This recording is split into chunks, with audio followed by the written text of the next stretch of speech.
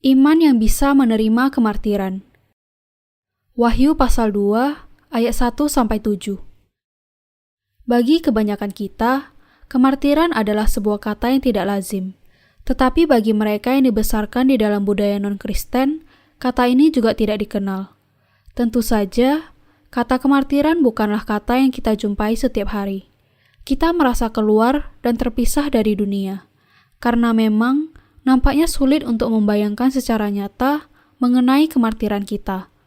Tetapi, pasal 2 dan 3 kitab Wahyu menuliskan mengenai kemartiran, dan dari firman ini, kita harus memantapkan iman tentang kemartiran di dalam hati kita, yaitu iman yang di dalamnya kita bisa menjadi martir. Para kaisar Roma adalah penguasa kekaisaran yang mutlak atas rakyatnya. Dengan memegang kuasa mutlak atas wilayahnya, mereka bisa melakukan apa saja yang dikehendaki di dalam hatinya.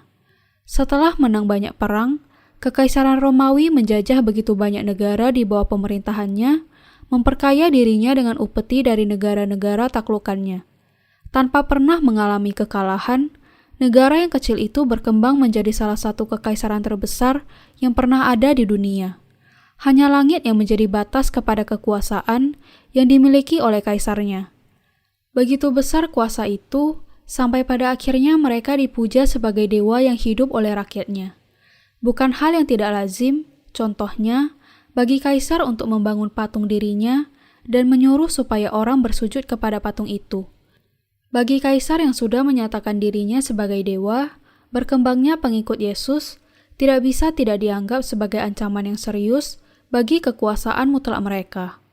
Dengan menyebut perkumpulan orang Kristen melanggar hukum, mereka melakukan politik, menekan untuk menganiaya orang-orang percaya, menahan, memenjarakan dan seringkali bahkan membunuh mereka karena iman mereka. Dan di dalam keadaan sejarah yang demikian, orang-orang Kristen mula-mula menjalani kehidupan di bawah tanah seperti di katakombe untuk menghindar dari penganiayaan, dan penganiayaan inilah yang menjadi dasar bagi mereka untuk menerima kemartiran untuk mempertahankan iman kebenaran mereka. Demikianlah para martir muncul di masa jemaat mula-mula. Orang-orang kudus pada zaman itu tentu saja bukan menjadi martir hanya karena sekedar menolak mengakui kekuasaan kaisar. Mereka mengakui pemerintahan para kaisar itu, tetapi mereka tidak mau menerima kekuasaannya kalau dipaksa untuk menyembah manusia sebagai dewa dan untuk membuang Yesus dari dalam hati mereka, meskipun harus membayar dengan hidup mereka. Kaisar Romawi memerintahkan orang-orang Kristen untuk menyangkal Yesus dan menyembah mereka, bukan hanya sebagai kaisar, tetapi juga sebagai dewa. Karena tidak bisa dan tidak mau mengikuti perintah yang demikian, orang Kristen mula-mula terus menghadapi penganiayaan dan menjadi martir untuk mempertahankan iman mereka. Seperti para bapak iman sebelum kita juga harus memilih kematian dibandingkan dengan meninggalkan iman kita. Bagian mengenai 7 jemaat di Asia Kecil bukan hanya menjelaskan mengenai keadaan pada masa itu, tetapi juga merupakan wahyu mengenai masa yang akan datang. Di dalamnya ditemukan wahyu bahwa para pelayan Allah dan orang-orang kudusnya akan menjadi martir karena mempertahankan iman mereka. Sama seperti pada zaman Kekaisaran Roma, akan datang masanya ketika sebuah pemerintahan yang absolut akan muncul dalam versi dunia modern dari Kaisar Roma yang menundukkan semua orang di bawah pemerintahan tiraninya dengan membuat patung yang harus disembah sebagai dewa. Ini tidak jauh dari masa kita sendiri, dan ketika masanya tiba, banyak orang-orang kudus akan mengikuti langkah kaki orang-orang percaya jemaat mula-mula yang menuju kepada kemartiran. Kita karena itu harus memelihara firman teguran yang diberikan Tuhan kepada ketujuh jemaat di Asia. Dalam salam, pujian, dan teguran kepada ketujuh jemaat di Asia, Allah berjanji bahwa barang siapa menang, akan kuberi makan dari pohon kehidupan yang ada di Taman Firdaus Allah, dan menerima mahkota kehidupan, makan mana yang tersembunyi, bintang fajar, dan lebih lagi. Ini adalah janji setia Allah kepada mereka yang menang atas kemartiran mereka. Ia akan memberikan berkat kekal dari surga. Bagaimana kemudian orang-orang kudus di jemaat mula-mula menghadapi kemartiran mereka? Hal yang pertama yang harus kita ingat adalah bahwa mereka yang menjadi martir adalah para hamba Allah dan orang-orang kudusnya. Hanya mereka yang percaya kepada Yesus sebagai juru selamat mereka tidak akan menyimpang dalam penganiayaan dan berpegang kepada iman mereka, serta percaya kepada Tuhan bisa menghadapi kemartiran. Rasul Yohanes yang kita lihat di sini menegur jemaat Efesus dalam masa pembuangannya di Pulau Patmos adalah yang terakhir masih hidup di antara ke-12 Rasul Yesus. Semua rasul yang lain sudah menjadi martir dan juga orang-orang kudus lainnya. Secara sejarah, orang-orang kudus di 7 jemaat di Asia hanyalah sebagian kecil saja di antara begitu banyak orang Kristen yang menjadi martir sampai tahun 313 Masehi. Dengan melarikan diri dari penganiayaan penguasa Roma, mereka sungguh-sungguh berada di bawah tanah, menggali gua-gua untuk melarikan diri, dan berkumpul di kuburan-kuburan di bawah tanah yang dikenal sebagai katakombe untuk beribadah. Melalui semua ini dan yang lainnya, mereka tidak pernah mengkhianati iman mereka dan dengan rela menerima kemartiran mereka. Para pelayan dan orang-orang kudus di 7 jemaat di Asia, termasuk jemaat Efesus, meskipun ditegur oleh Allah di sini, mereka juga menjadi martir. Yang memungkinkan mereka menjadi martir adalah iman mereka kepada Tuhan. Mereka semua percaya bahwa Tuhan adalah Allah, bahwa Ia menanggung segala dosa mereka, dan bahwa Ia adalah gembala yang akan menuntun mereka semua ke kerajaan 1000 tahun dan langit dan bumi baru. Iman dan keyakinan akan pengharapan inilah yang memampukan mereka untuk menang atas semua ketakutan serta sakit kematian yang diikuti oleh kemartiran mereka. Kita sekarang hidup di zaman akhir. Tidak lama lagi, dunia akan berada di bawah satu kekuasaan dan bahwa seorang penguasa yang akan memegang kuasa yang mutlak akan muncul. Penguasa mutlak ini, seperti yang tertulis di dalam Wahyu 13, akan mengancam kehidupan orang-orang kudus dan menuntut mereka menyangkali iman mereka. Tetapi kita, orang-orang kudus di zaman akhir ini, akan bisa menang atas ancaman ini dan mempertahankan iman kita melalui kemartiran kita. Karena kita memiliki iman yang sama dengan yang dimiliki orang-orang kudus pada masa jemaat mula-mula. Dalam ayat 4-5, Allah menegur jemaat Efesus dengan mengatakan, "Namun demikian, aku mencela engkau, karena engkau telah meninggalkan kasih-Mu yang semula. Sebab itu, ingatlah betapa dalamnya engkau telah jatuh. Bertobatlah dan lakukanlah lagi apa yang semula engkau lakukan.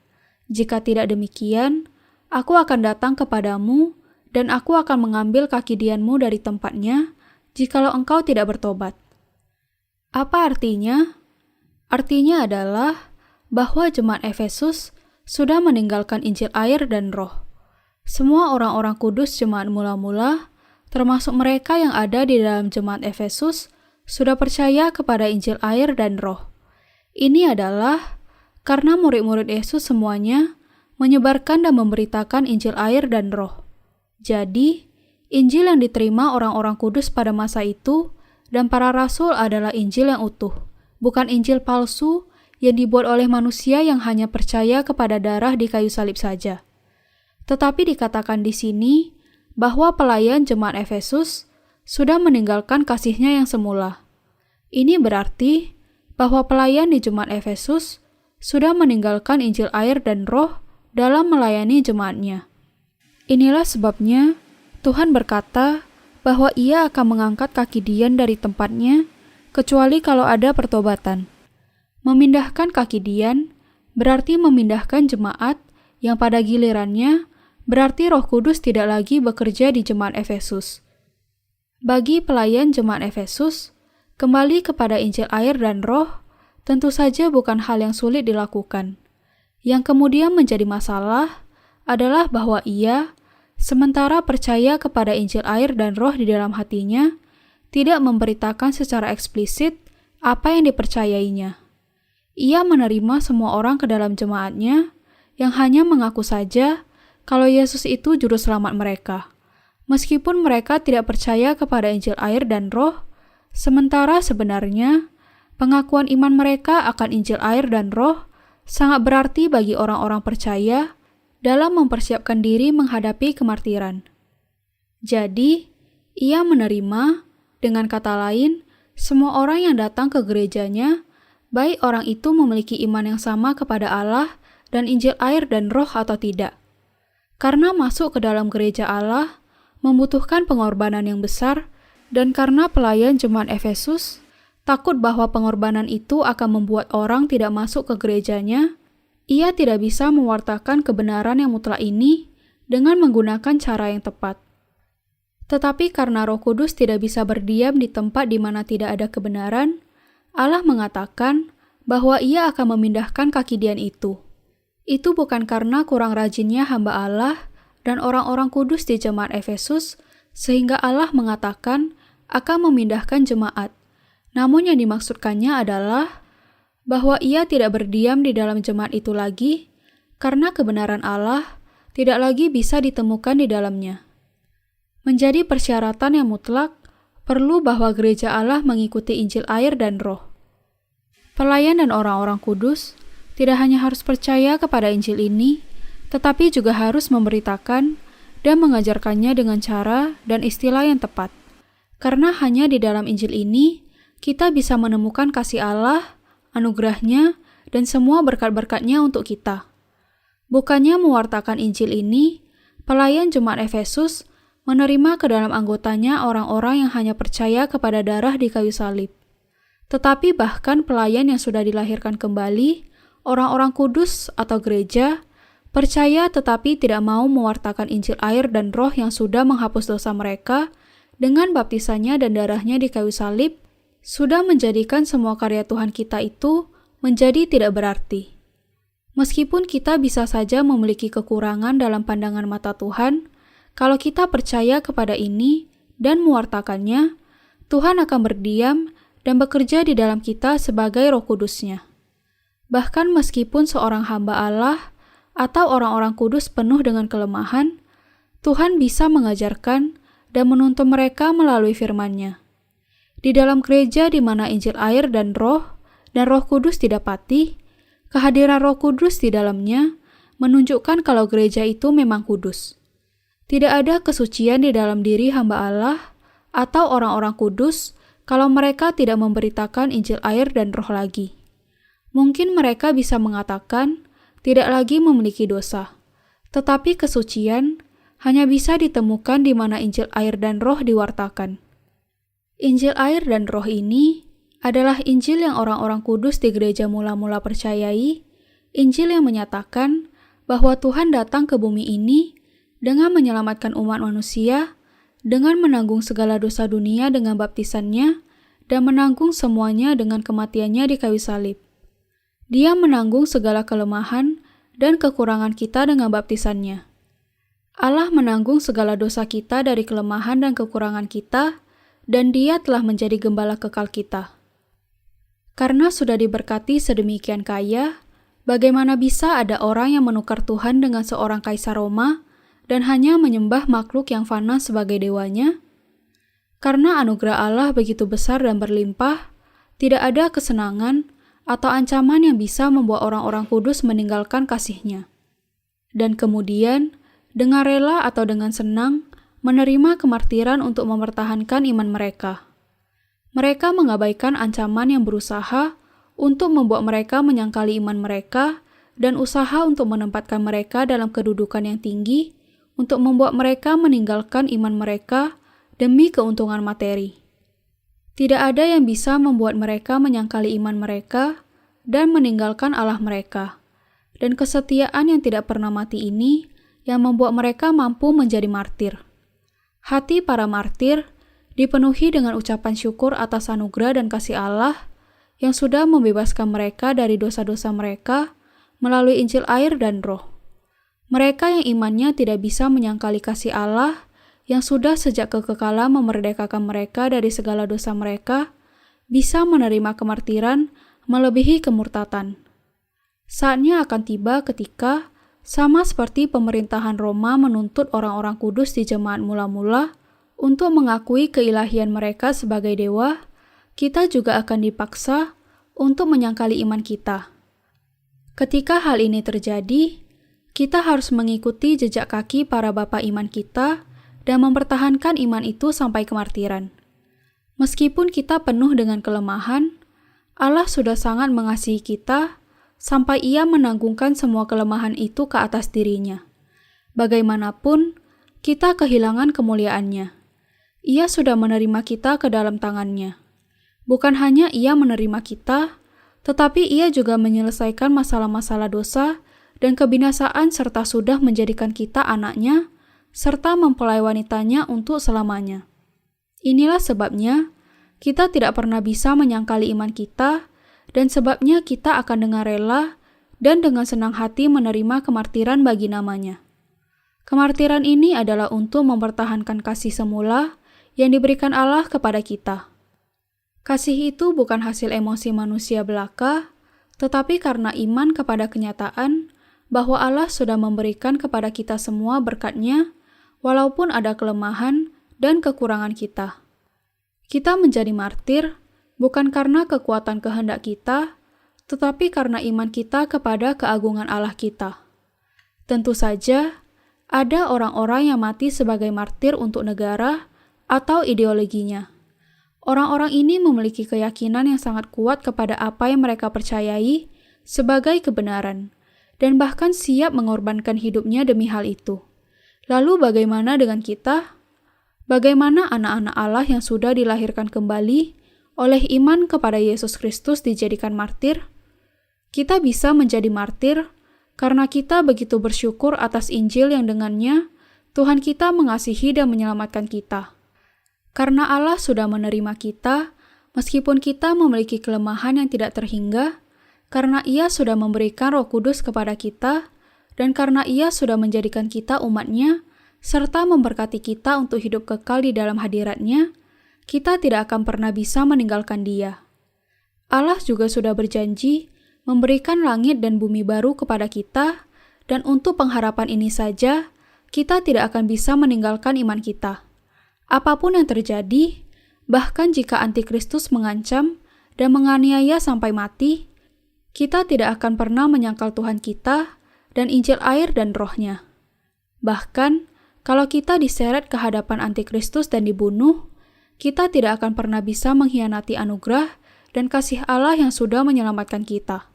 Seperti pepatah mengatakan, "Langkahi mayat saya." Kita juga tidak akan pernah mengkhianati Tuhan kita.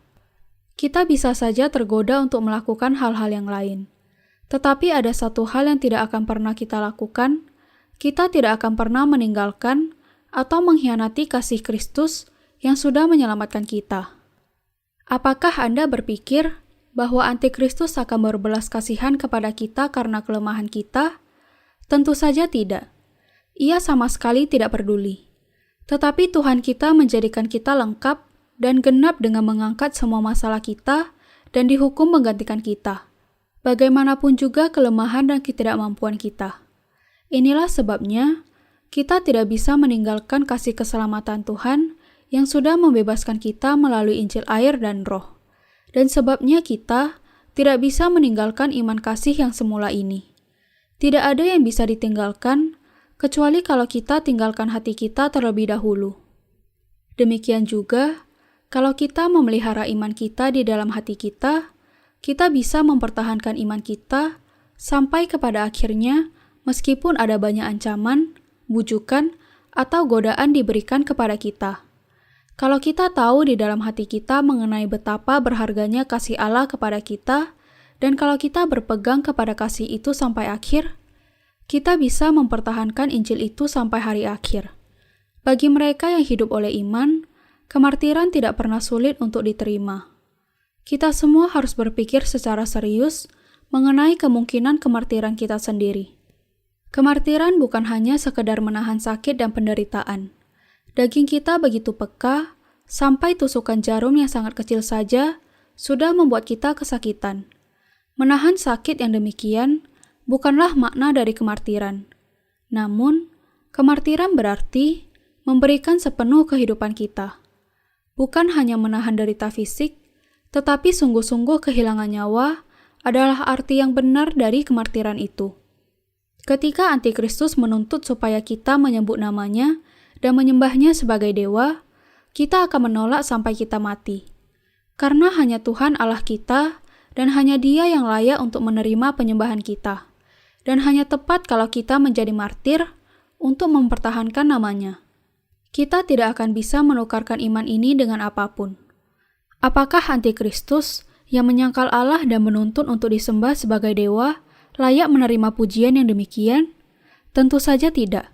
Hanya Allah yang memiliki kuasa untuk menciptakan dunia dan alam semesta ini. Hanya Dia yang memiliki kuasa atas hidup dan mati, dan hanya Dia yang tidak bercacat, tidak berdosa, dan sepenuhnya benar atas semua ciptaan. Dan hanya Dia yang memiliki kuasa untuk menghapus dosa seluruh dunia. Lalu, bagaimana dengan Antikristus? Yang dimiliki oleh Antikristus hanyalah kuasa dunia. Inilah sebabnya kita tidak bisa menukar Tuhan kita dengan Dia. Dan inilah sebabnya kita tidak akan bisa mengkhianati iman kita kepada Allah yang Maha Kuasa. Allah adalah Dia yang pasti akan membuat kita bersukacita sampai selamanya. Ia akan membangkitkan mereka yang sudah dijadikannya tidak memiliki dosa dengan percaya kepada Yesus Kristus ke dalam tubuh kemuliaan dan membuka gerbang kerajaan 1000 tahun dan langit dan bumi baru bagi mereka. Tetapi mereka yang sujud kepada Antikristus akan menghadapi hukuman kekal dan dilemparkan ke dalam neraka bersama-sama dengan iblis. Sangat bodoh sekali untuk melakukan hal itu, kalau kemudian kita akan dibuang dari sukacita kekal karena berpihak kepada Antikristus, karena ketakutan akan kesakitan dan penderitaan yang hanya sementara saja. Dengan mengenali kebenaran ini, mereka yang percaya kepada Injil air dan roh di dalam hati mereka akan bisa dengan berani berdiri melawan Antikristus, menjadi martir, dan menerima kebahagiaan kekal sebagai upah untuk pengorbanan mereka. Anda dan saya, kita semua akan dijadikan martir. Jangan salah, ketika masa kuda hitam berakhir, masa kuda hijau kuning akan tiba. Dan kemudian, Antikristus akan muncul dan malapetaka 7 sangkakala akan dimulai. Antikristus sudah pasti akan datang, kita orang-orang kudus sudah pasti akan menjadi martir. Dan dengan kebangkitan kita, tentu saja kemudian kita akan diangkat. Dan kita pasti akan masuk ke dalam kerajaan 1000 tahun. Inilah sebabnya, kita semua akan dengan rela menjadi martir ketika Antikristus menganiaya kita dan menuntut kematian kita. Quo Vadis, salah satu film klasik, menggambarkan banyak orang Kristen yang memberikan hidupnya untuk mempertahankan iman mereka dan menyanyikan pujian bahkan ketika mereka dibunuh. Film itu sendiri adalah sebuah fiksi, tetapi latar belakang sejarahnya adalah kenyataan, yaitu banyak orang Kristen memang memberikan hidupnya untuk mempertahankan iman mereka. Mengapa mereka melakukan hal itu? Karena yang dituntut oleh penguasa Roma dari mereka untuk menyangkal Allah dan kemudian memuja dewa-dewa dan untuk membuang iman mereka adalah sesuatu yang tidak bisa diterima. Kalau mereka mengubah ilah mereka seperti tuntutan penguasa Roma, itu berarti mereka sudah mengubah segala sesuatunya. Kaisar kemudian akan menjadi dewa mereka, membuat mereka tunduk kepada kekuasaan tiraninya, dan mereka akan mati dalam peperangan seperti pion saja. Mereka juga tidak akan dibebaskan dari dosa, dan mereka juga tidak akan bisa masuk ke dalam langit dan bumi baru. Inilah sebabnya orang-orang itu tidak bisa mengkhianati iman mereka dan bahkan memilih untuk menghadapi kematian dengan sukacita dan pujian. Mereka bisa menyanyikan pujian kepada Tuhan, bahkan meskipun ketika mereka menghadapi maut, karena pengharapan mereka lebih besar daripada kesakitan mereka menghadapi maut. Sangat penting bagi kita untuk mempertahankan Injil air dan roh. Juga merupakan keharusan bagi kita untuk hidup di dalam pengharapan, percaya bahwa di balik kematian kita menanti kehidupan kekal di dalam dunia baru yang penuh kebahagiaan dan kemuliaan. Pernahkah Anda menderita bagi Tuhan? Pernahkah Anda sungguh-sungguh menderita bukan karena kesalahan atau kelemahan Anda sendiri, tetapi bagi Tuhan? Kalau penderitaan kita adalah bagi Tuhan, semua sakit kita akan berubah menjadi sukacita yang lebih besar. Seperti yang diungkapkan Rasul Paulus mengenai sukacita ini. Sebab aku yakin bahwa penderitaan zaman sekarang ini tidak dapat dibandingkan dengan kemuliaan yang akan dinyatakan kepada kita. Roma pasal 8 ayat 18. Karena sukacita kemuliaan yang akan dinyatakan di dalam kita jauh lebih besar dibandingkan dengan penderitaan karena Tuhan, semua penderitaan kita sekarang akan terkubur di balik kemuliaan dan kebahagiaan yang besar dari iman kita. Dengan kata lain, orang-orang kudus dan para martir jemaat mula-mula bisa mengalahkan kesakitan mereka dan menyerahkan kehidupan mereka kepada Tuhan karena mereka tahu bahwa sukacita yang menantikan mereka jauh lebih besar daripada penderitaan sesaat mereka.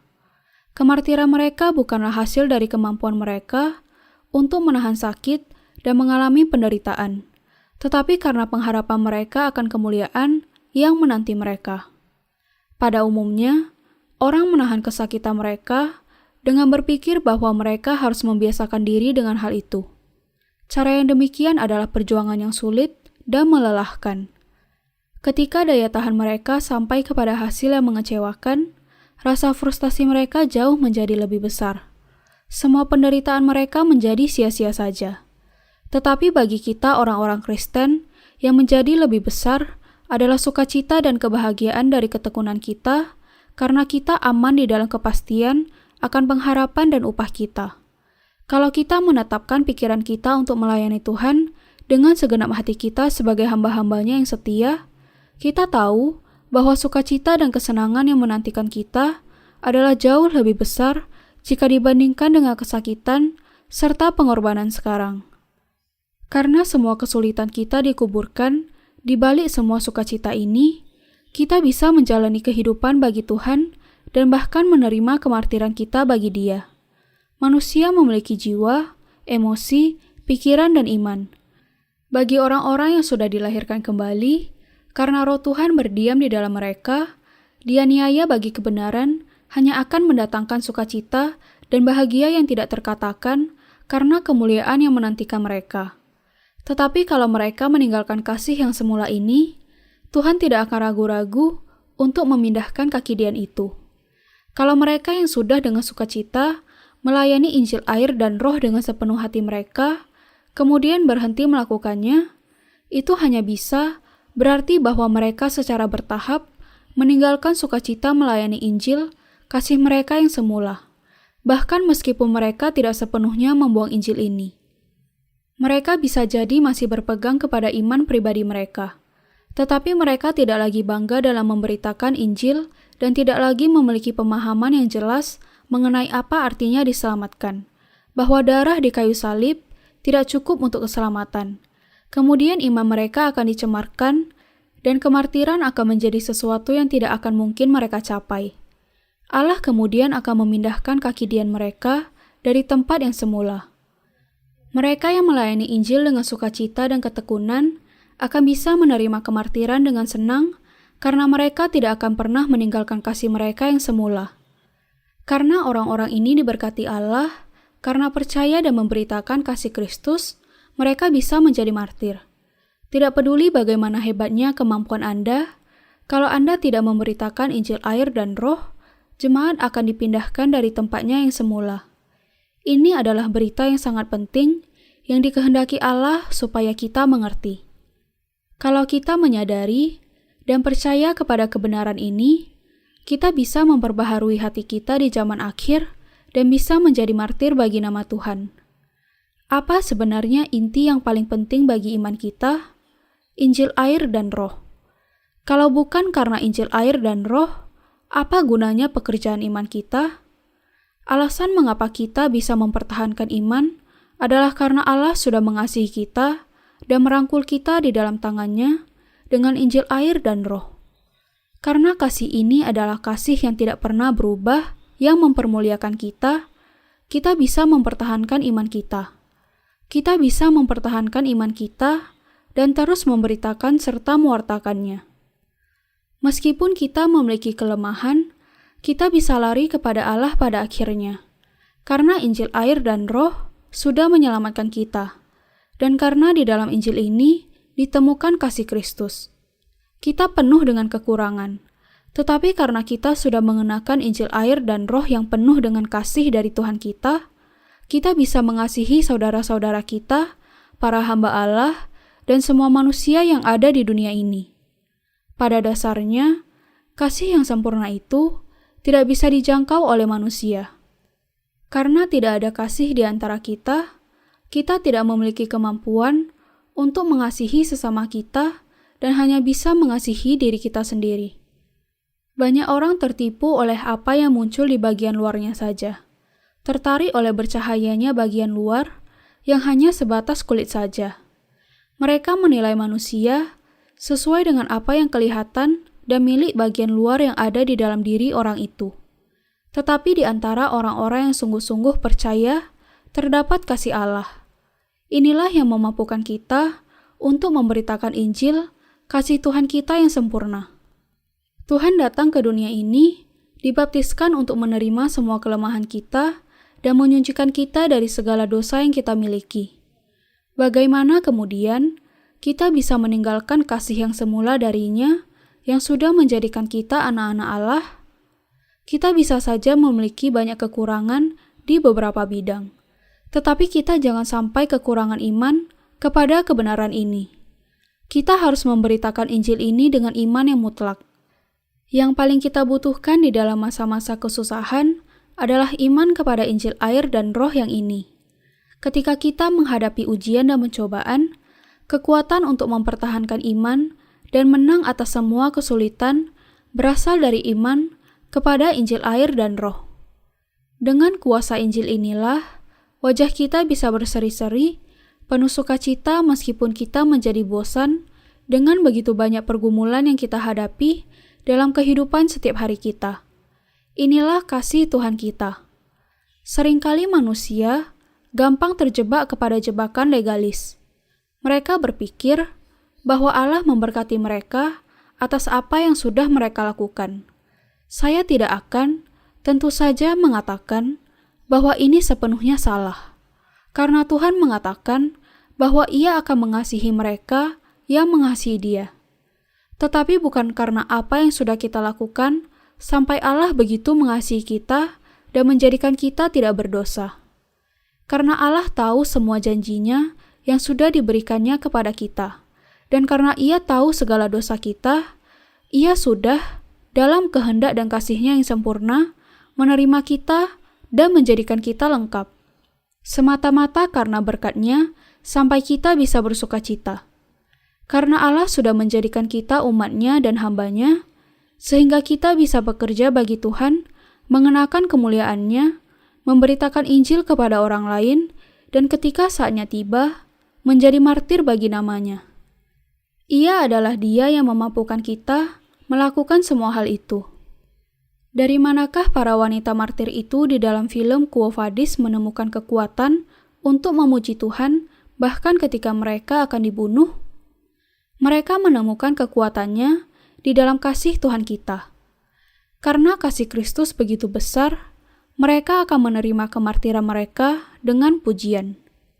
Prinsip yang sama bisa kita terapkan di dalam kehidupan kita sendiri. Kita menjalani kehidupan kita karena Tuhan memampukan kita melakukannya. Itu bukan karena pekerjaan kita, sehingga kita menjadi anak dan hamba Allah. Kita tidak melakukan apapun yang bisa membuat kita layak menerimanya. Semata karena kasih-Nya yang tidak berubah dan yang sempurna bagi kita, sampai kita bisa mengikuti Dia sampai akhir meskipun kita juga sering tersandung. Kekuatan ini adalah kekuatan Allah, bukan kekuatan kita. Kemartiran hanya bisa terjadi karena kasih Allah sudah menjadikan kita lengkap. Oleh anugerah Allah saja, kita bisa menerima kemartiran. Ingat kebenaran ini, yaitu bahwa Allah yang memampukan kita untuk menjadi martir. Dan jangan membuang waktu untuk mempersiapkan diri Anda menerima kemartiran, seolah-olah ada sesuatu yang bisa Anda lakukan. Hanya iman kita kepada Injil air dan Roh yang memampukan kita memuji Tuhan sampai nafas penghabisan kita. Tuhan berkata kepada ketujuh jemaat di Asia, "Barang siapa menang, dia akan kuberi makan dari pohon kehidupan yang ada di taman Firdaus Allah." Pohon kehidupan ditemukan di dalam langit dan bumi baru. Di sana ada tahta Allah, rumah yang dibangun dengan batu mulia, dan air kehidupan yang berlimpah. Kepada mereka yang menang, Allah menjanjikan Firdaus miliknya, di mana mereka akan hidup kekal dengan Dia dalam kesempurnaan. Mereka yang menang mendapatkan kemenangan itu dengan iman kepada Injil air dan Roh. Apa saja selain Injil itu tidak akan mungkin membawa kemenangan yang hanya bisa diperoleh melalui kekuatan Allah, bukan oleh kekuatan manusia. Kekuatan yang memampukan kita menang berasal dari Allah. Kita harus menyadari dan menghargai betapa agungnya Injil air dan Roh, dan betapa agungnya kasih Allah dan keselamatan darinya. Karena Injil inilah yang akan memberikan kepada kita iman untuk menerima kemartiran.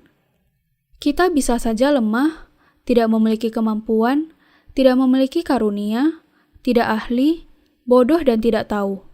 Tetapi kita tetap saja memiliki kuasa, karena kita memiliki Injil air dan Roh di dalam hati kita. Nama-nama mereka yang percaya kepada Injil air dan Roh tertulis di dalam kitab kehidupan.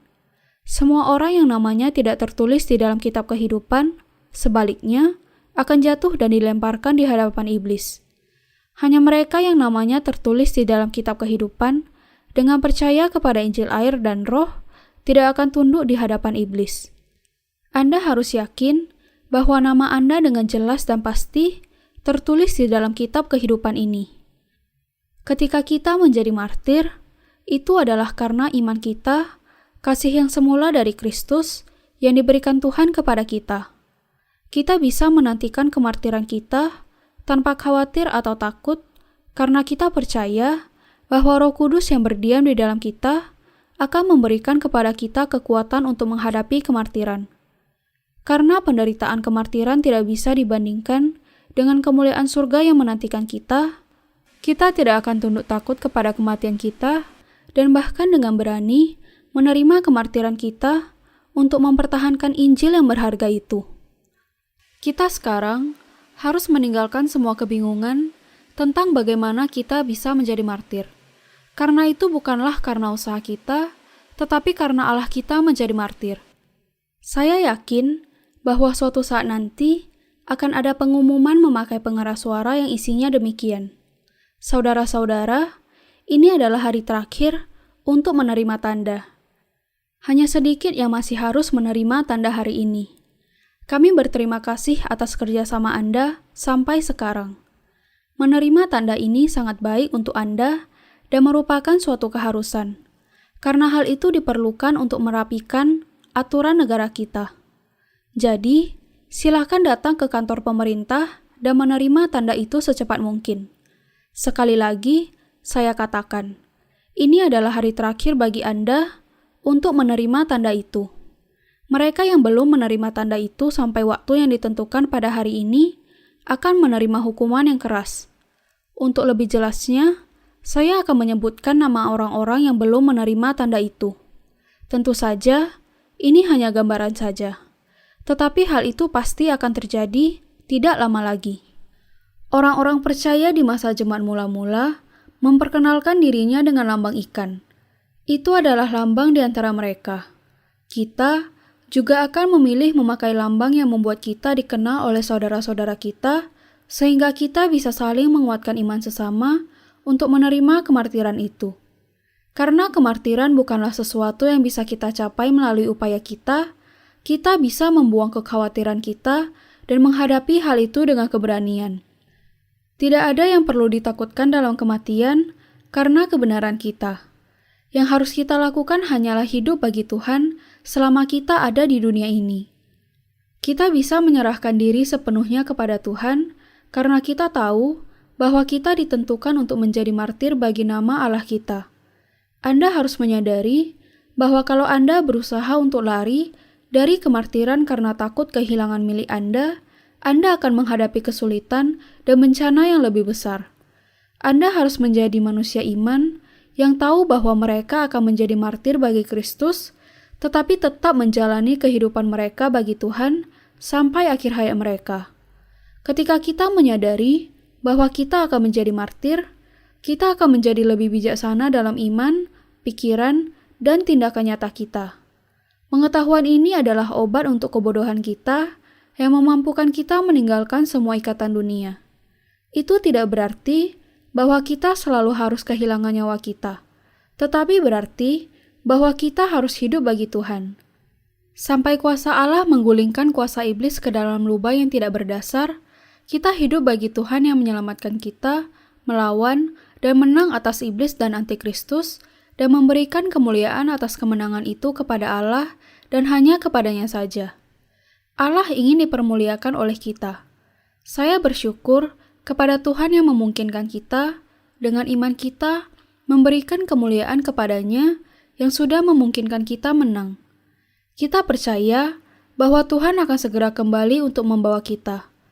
Ketika banyak orang kembali kepada Allah di akhir zaman, Allah akan menerima mereka semua ke dalam tangannya dan membawa mereka. Seperti yang dikatakan Allah kepada jemaat Philadelphia dalam Wahyu pasal 3 ayat 10. Karena engkau menuruti firman-Ku, untuk tekun menantikan Aku, maka Aku pun akan melindungi engkau dari hari pencobaan yang akan datang atas seluruh dunia untuk mencobai mereka yang diam di bumi. Allah pasti akan menggenapi firman perjanjiannya. Yang dimaksud dengan engkau menuruti firman-Ku untuk tekun oleh Allah, menunjuk kepada kehidupan orang-orang kudus yang setia. Itu berarti bahwa mereka berdiri teguh di dalam iman mereka, apapun yang dikatakan atau dilakukan orang lain terhadap mereka. Ketika Allah mengatakan bahwa Ia akan melindungi engkau dari hari pencobaan, adalah bahwa mereka yang menuruti firman-Nya untuk tekun akan dibebaskan dari pencobaan iman. Ketika masa kesengsaraan dan kemartiran datang, dengan kata lain, Allah akan langsung menyingkirkan kita dari hal itu karena kita setia menjalani kehidupan pelayanan dan doa kita. Ketika kita menetapkan pikiran bahwa kita akan menjalani kemartiran, hati kita akan dibersihkan dari semua kotoran dan iman kita akan menjadi semakin kuat. Kita harus menghidupi kehidupan iman kita sekarang di hadapan Allah dengan mengingat janji Allah bahwa dengan kemartiran kita semua akan dilindungi dari hari pencobaan. Kita harus hidup, singkatnya, dengan iman kita. Masa ini adalah masa wahyu. Ada banyak orang Kristen yang bodoh yang mengabaikan firman Allah, dan pada saat yang sama berpegang kepada kepercayaan mereka yang keliru mengenai pengangkatan pretribulasi. Ketika hari akhir datang, mereka akan melihat betapa kelirunya mereka. Hari-hari mereka sebagai orang berkuasa dan berpengaruh sudah terhitung. Yang harus kita lakukan hanyalah hidup dalam kepastian pengharapan bahwa Allah akan menggenapi semua firman perjanjiannya. Ketika kita sampai ke pertengahan masa kesengsaraan besar, kita akan menjadi martir untuk mempertahankan iman kita. Dan tepat sebelum malapetaka ketujuh cawan datang, kita akan diangkat ke angkasa oleh Allah dan masuk kerajaan 1000 tahun. Ketika pengharapan kita untuk memerintah bersama dengan Kristus digenapi, semua penderitaan di dunia ini akan dibayar lebih ketika dengan pahala yang menunggu kita dan masuknya kita ke dalam langit dan bumi baru yang kekal akan meliputi kita dengan sukacita yang sangat besar. Hari ini, kita hidup oleh iman bagi Tuhan di dalam pengharapan akan penggenapan janji Allah ini. Percaya kepada Tuhan kita akan menggenapi semua janjinya. Kita hidup di dalam penantian akan datangnya hari ketika kita akan bisa hidup bersama Dia untuk selamanya dalam tubuh kita yang sudah dimuliakan. Saya bersyukur kepada Tuhan yang memberikan kepada kita Injil pengampunan dosa yang sempurna, yang memampukan kita menerima kemartiran untuk mempertahankan iman kita kepadanya dan untuk membuat kita berdiri di antara orang-orang yang diberkatinya. Latar belakang Jemaat Efesus. Efesus, sebuah kota pelabuhan besar di wilayah Asia Kecil Kekaisaran Roma, adalah pusat dari kegiatan perdagangan dan keagamaan. Di masa jemaat mula-mula, kota ini adalah kota internasional yang berkembang pesat. Di sebelah utaranya ada Smyrna, dan di sebelah selatannya ada Miletus. Menurut mitos, Amazon, dewi perang yang sangat perkasa, membangun kota ini pada abad 12 sebelum Masehi ketika ia memberikan kota itu kepada Andoklus, putra mahkota Athena. Efesus secara materi adalah kota yang makmur, yang berarti bahwa kota itu juga sangat bersifat dunia. Inilah sebabnya Allah mengatakan bahwa jemaat Efesus harus melawan sampai akhir dan mengalahkan iblis sehingga mereka tidak akan kehilangan Injil air dan rohnya. Kita harus menyadari betapa pentingnya firman kebenaran Allah itu dan kita harus mempertahankan iman kita dengan segala cara. Melalui Rasul Yohanes, Allah menulis kepada jemaat Efesus. Tuliskanlah kepada malaikat jemaat di Efesus. Inilah firman dari Dia yang memegang ketujuh bintang itu di tangan kanannya dan berjalan di antara ketujuh kaki dian emas itu. Aku tahu segala pekerjaanmu, baik jeripayahmu maupun ketekunanmu. Aku tahu bahwa engkau tidak dapat sabar terhadap orang-orang jahat, bahwa engkau telah mencobai mereka yang menyebut dirinya rasul, tetapi yang sebenarnya tidak demikian, bahwa engkau telah mendapati mereka pendusta, dan engkau tetap sabar dan menderita oleh karena namaku, dan engkau tidak mengenal lelah. Jemaat Efesus dipuji oleh Allah karena pekerjaan mereka, kesabaran, dan tidak membiarkan kejahatan. Dan karena mencoba, serta menyingkap nabi palsu, dan tanpa kenal lelah bekerja bagi namanya, dengan ketekunan dan kesabaran. Tetapi jemaat Efesus juga ditegur karena tindakan mereka yang salah. Seperti yang bunyi ayat selanjutnya, namun demikian aku mencela engkau, karena engkau telah meninggalkan kasihmu yang semula. Sebab itu, ingatlah betapa dalamnya engkau telah jatuh. Bertobatlah dan lakukanlah lagi apa yang semula engkau lakukan. Jika tidak demikian, aku akan datang kepadamu, dan aku akan mengambil kaki dianmu dari tempatnya, jikalau engkau tidak bertobat. Tetapi ini yang ada padamu, yaitu engkau membenci segala perbuatan pengikut-pengikut Nikolaus, yang juga kubenci. Siapa bertelinga, hendaklah ia mendengarkan apa yang dikatakan Roh kepada jemaat-jemaat. Barang siapa menang, dia akan kuberi makan dari pohon kehidupan yang ada di taman Firdaus Allah. Dikatakan di dalam bagian di atas bahwa Allah membenci para pengikut ajaran Nikolaus.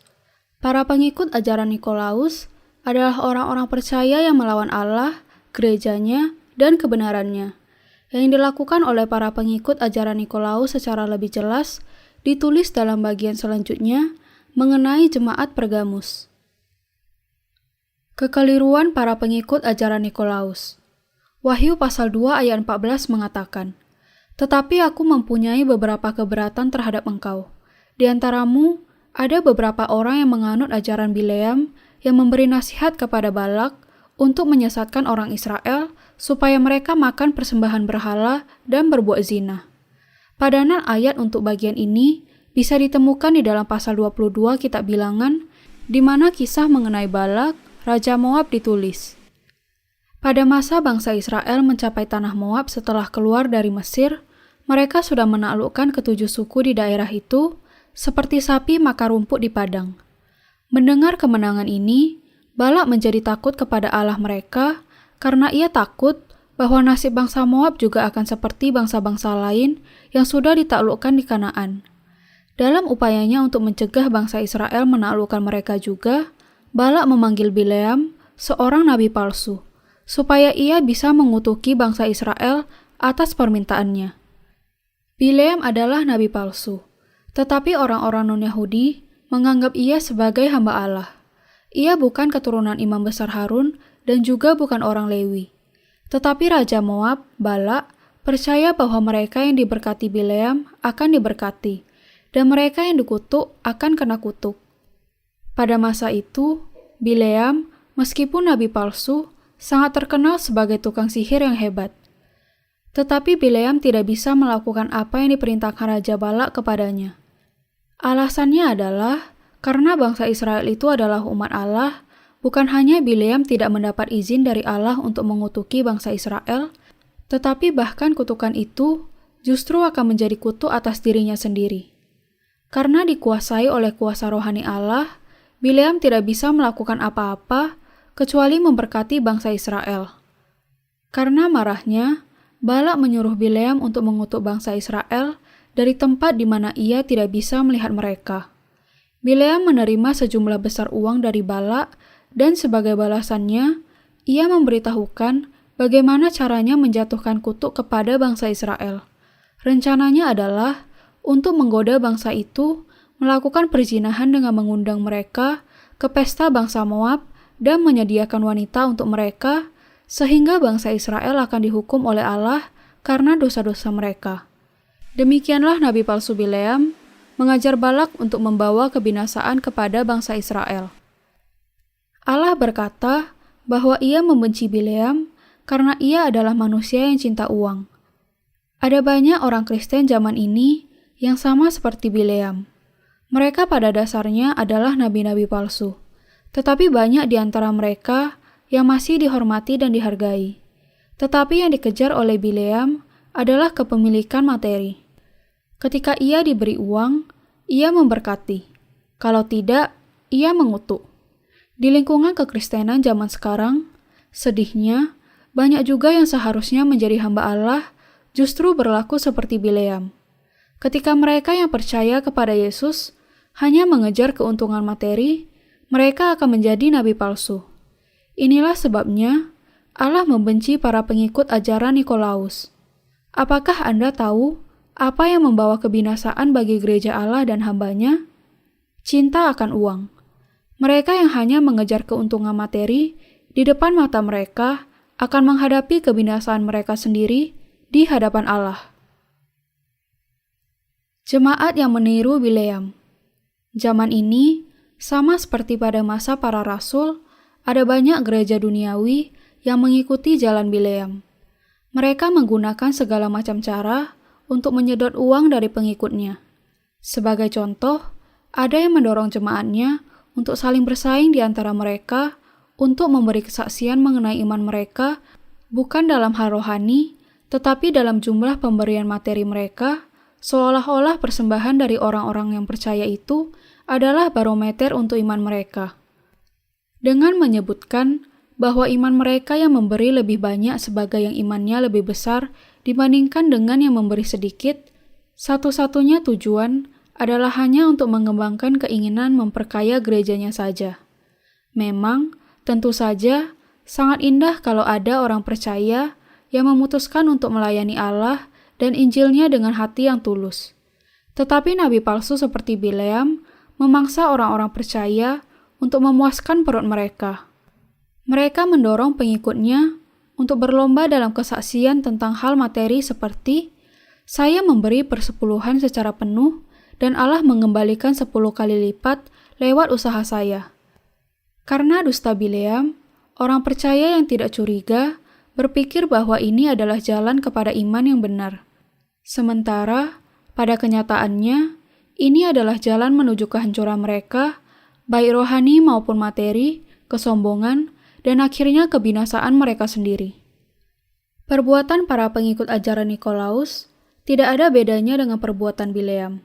Sama seperti Bileam, dalam ketamakannya meletakkan batu sandungan bagi bangsa Israel, banyak yang mengaku sebagai hamba Allah di lingkungan kekristenan zaman ini hanya tertarik dengan isi kantong anggotanya.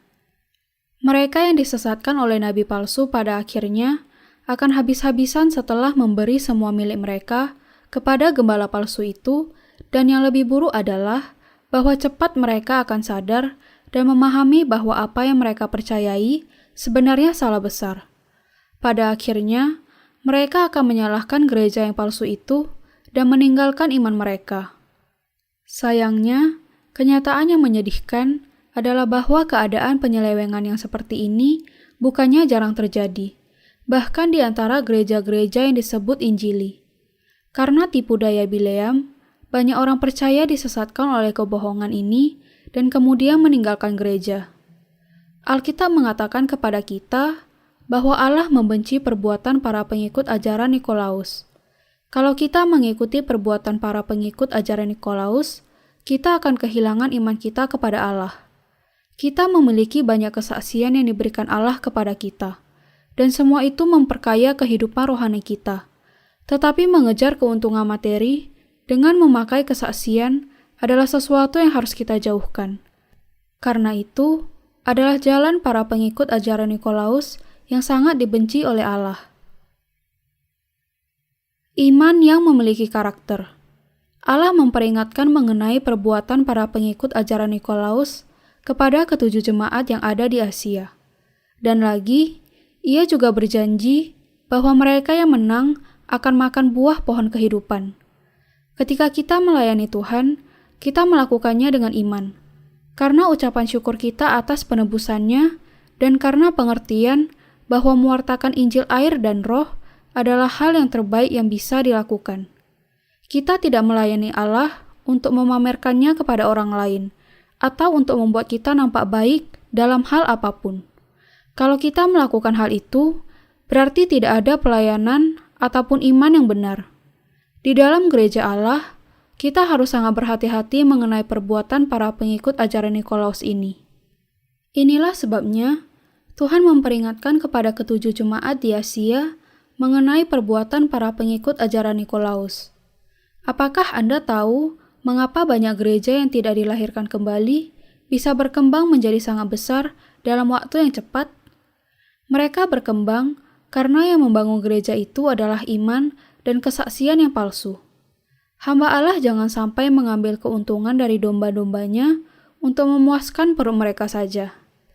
Iman yang benar adalah percaya bahwa keselamatan yang diberikan Allah kepada kita melalui baptisan Yesus, darahnya di kayu salib, dan penghukuman atasnya menggantikan kita.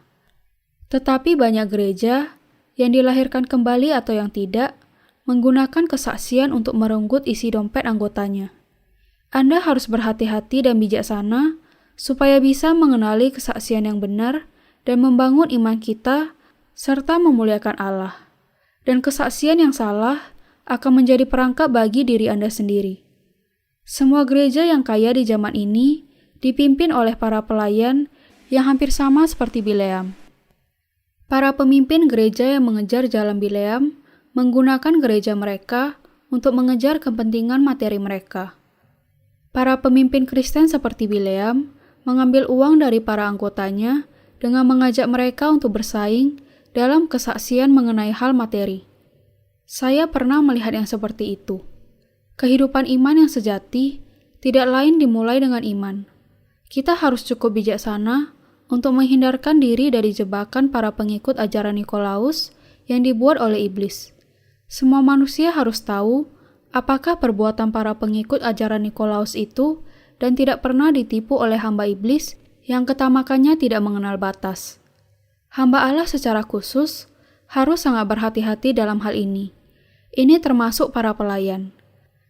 Ketika para pelayan menjadi terlalu perhatian kepada milik materi mereka, mobil apa yang dinaiki, bagaimana besarnya rumahnya, betapa banyaknya properti mereka, berapa banyaknya tabungan mereka di bank, mereka akhirnya akan mencemari jemaat mereka dan membawa mereka ke jalan para pengikut ajaran Nikolaus.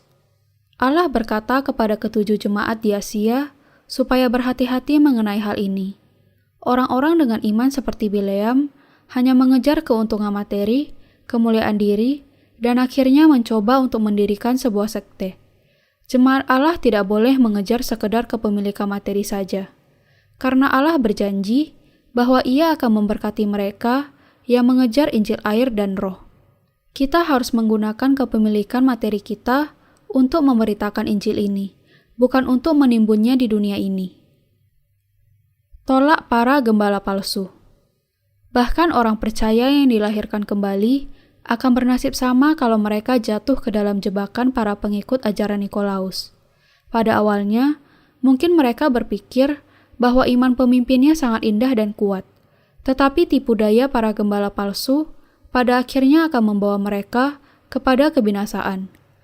Allah mengatakan kepada malaikat jemaat di jemaat Efesus bahwa Ia membenci perbuatan para pengikut ajaran Nikolaus. Semua manusia yang terjebak kepada ajaran Nikolaus akan menghadapi nasib yang sudah pasti. Apakah ia orang percaya yang dilahirkan kembali, hamba Allah, atau siapa saja, kebinasaan sudah pasti kalau mereka terjebak oleh ajaran Nikolaus. Seperti gembala yang jahat menuntun dombanya kepada maut, nabi palsu juga mendatangkan kutuk. Inilah sebabnya Allah mengatakan kepada hamba-hambanya supaya memberi makan domba-dombaku. Hamba Allah harus memperhatikan orang-orang percaya, sama seperti gembala memperhatikan domba-dombanya, menjaga mereka dari bahaya, dan mempedulikan kebutuhan mereka. Sebagai gembala, mereka harus memastikan bahwa anggota mereka tidak tersesat, menemukan bahaya apa yang mungkin mengancam di depan mereka, dan mencegah mereka mendekati bahaya yang demikian. Saya mendengar dari orang-orang yang sungguh-sungguh memelihara domba, bahwa binatang itu adalah binatang yang sangat keras kepala. Tidakkah kita juga seperti domba yang keras kepala di hadapan Allah? Allah memiliki alasan yang tepat ketika Ia menggunakan perlambang domba untuk menjelaskan mengenai diri kita. Karena Ia tahu dengan pasti betapa keras kepalanya kita pada dasarnya.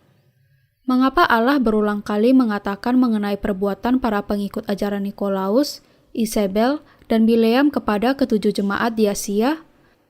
Mengapa Ia berjanji bahwa kepada mereka yang menang, Ia akan memberikan mereka makan dari pohon kehidupan? Ia melakukannya untuk mengajarkan kepada kita supaya berjaga-jaga terhadap tipu daya nabi-nabi palsu. Kita juga harus merenungkan firman Allah dan bertanya kepada diri kita, apakah Injil air dan roh yang sejati? Mencampurkan firman Allah dengan pengajaran manusia dan menyusunnya menjadi masuk akal bukan berarti bahwa hal itulah Injil. Ada banyak khotbah yang disusun dan disampaikan dengan sangat indah di dalam kekristenan zaman ini yang tidak ada hubungannya dengan Injil air dan roh. Banyak pengkhotbah terkenal yang bahkan memiliki penyusun khotbah profesional yang menuliskan khotbah bagi mereka, dan yang mereka lakukan hanya tinggal membaca teks yang disiapkan oleh orang lain. Kita tidak boleh sampai terjebak kepada ajaran Nikolaus. Jemaat yang dilahirkan kembali harus berhati-hati supaya jangan mengejar keuntungan materi. Para pelayan secara khusus harus senantiasa waspada, tetapi juga semua orang lain di dalam jemaat. Mencoba untuk mengeruk uang anggota jemaat, menonjolkan kehebatan materi di dalam gereja, dan membangun gereja yang lebih menyerupai istana dibandingkan dengan tempat ibadah, sementara pada saat yang sama, mewartakan bahwa kedatangan Tuhan sudah dekat. Semua itu tindakan iman yang palsu, tepat seperti tindakan para pengikut ajaran Nikolaus.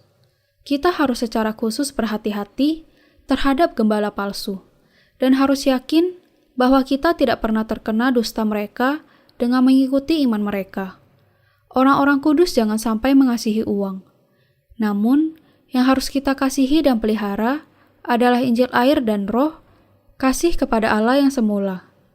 Kita harus menjalani kehidupan kita yang setia dengan berpegang kepada kebenaran bahwa Ia sudah menyelamatkan kita melalui air dan darah Kristus sampai hari ketika kita bertemu dengan Dia. Kita harus percaya kepada firman Allah bahwa Yesus sudah menanggung segala dosa kita dengan baptisan dan kematiannya di kayu salib. Mereka yang mengikuti ajaran Nikolaus tidak pernah memberitakan Injil air dan roh.